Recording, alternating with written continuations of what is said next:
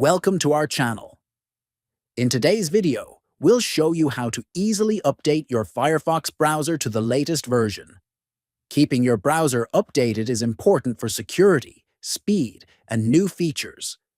Whether you're on Windows, Mac OS, or Linux, this guide will walk you through each step clearly. Open Firefox on your computer.